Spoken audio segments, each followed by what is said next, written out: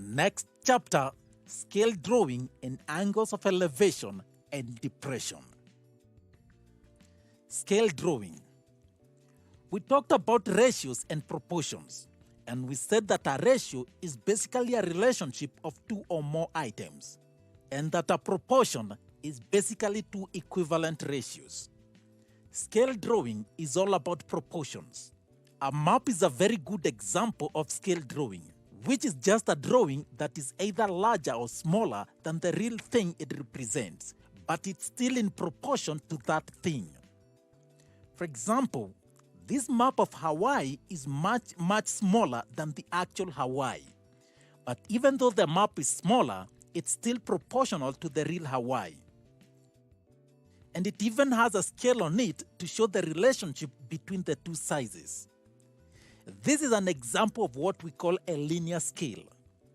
This means that 5 centimeters on the map represent 9 miles on the ground. We could also have a statement scale, like 1 centimeter represents 40 kilometers. Or a ratio scale.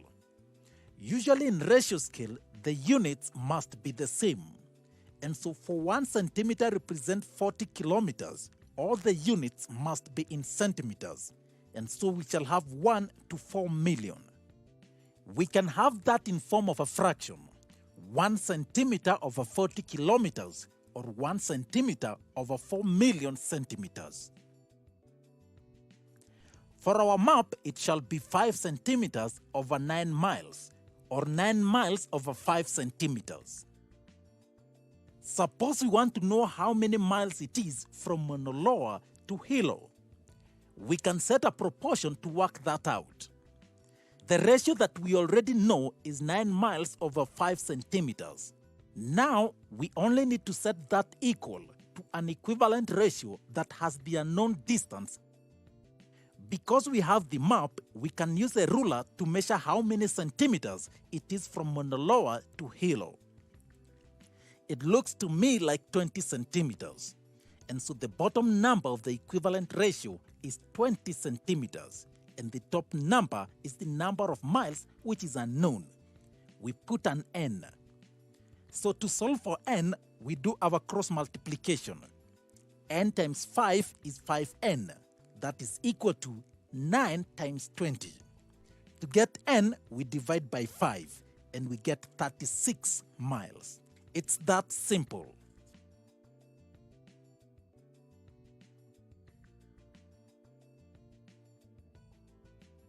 Next, angles of elevation and depression.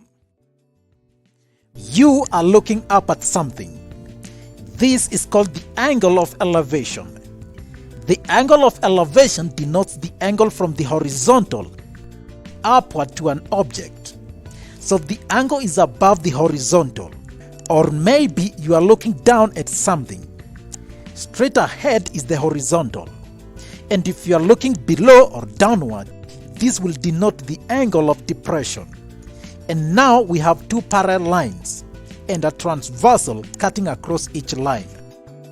It should be rather obvious, really, that the angle of depression is alternate to the angle of elevation, and so they are equal. Let's take an example. A bird is sitting on top of a post that is 8 meters tall. The bird spots a worm on the ground at an angle of depression of 30 degrees. How far is the worm from the base of the signpost? That's the signpost and the bird, 8 meters high, and sees a worm, and the angle of depression is 30 degrees. So how far is the worm from here? This can be depicted by a right-angled triangle. This is the horizontal, and this angle is 30 degrees.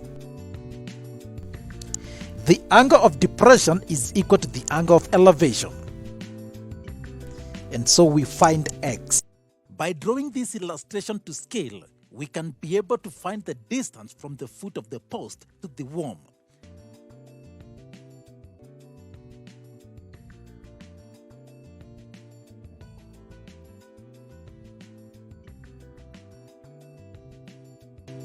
applies course to course, it applies class to class.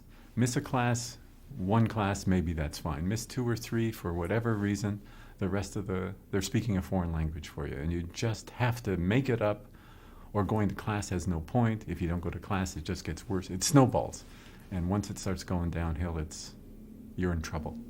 And so the biggest secret, or the biggest piece of advice, is get help early from as many people. And there's lots of sources for help, that other students in the course, teachers, etc. And so go there for it, and go early, and go as often as necessary.